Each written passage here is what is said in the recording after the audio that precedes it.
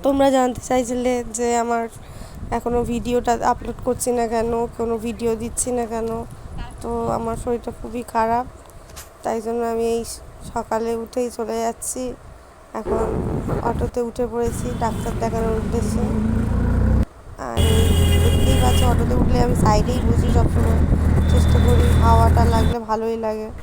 আর এই চলে এসেছি মেট্রোর সামনে, তো মেট্রোতে উঠবো। স্টেশনে ওঠার আগে টিকিট তো কাটতেই হয়, তোমরা জানো। তো টিকিট কাউন্টারের কাছে আছি, আর দেখতেই পাচ্ছ কত লাইন। এই লাইন ঠেলে এবারে যেতে হবে আমাকে।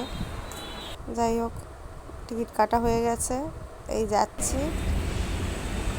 আর এদিক ওদিক দেখছি একটু, শরীর দেখে, মুখ দেখেই বুঝতে পারছো শরীরটা আমার কতটাই খারাপ, ভালো লাগছে না একদম। তাও ডাক্তার তো দেখাতেই হবে।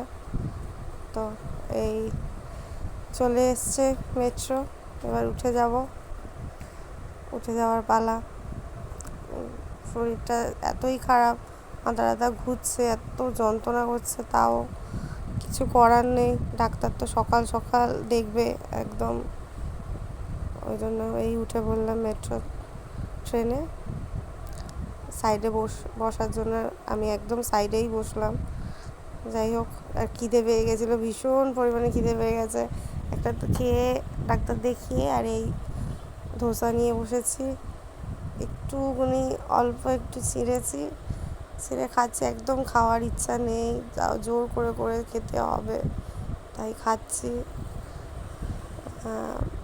এই একটু একটু নিয়ে অল্প অল্প খেয়েছি, হাফের বেশি নষ্ট করে ফেলে দিয়েছি। তা ধোসাটা তবে ভালো ছিল, খুব সুন্দর খেতে ধোসাটা। আর এই এবারে বাড়ির দিকে রওনা দিয়েছি। আর ভালো লাগছে না, রাস্তায় তো পড়েই যাব এমন অবস্থা, তাও চেষ্টা করে যাই হোক করে এলাম। তোমরা আমায় বলবে যে সঙ্গে কাউকে নিয়ে যাওয়া উচিত ছিল, কিন্তু সত্যি এতটা বুঝতে পারিনি যে বাইরে বেরিয়ে এতটা শরীরটা খারাপ লাগবে। ঠিক আছে, টাটা গাইস, পরে আবার দেখা হবে। পরে যেতে হবে।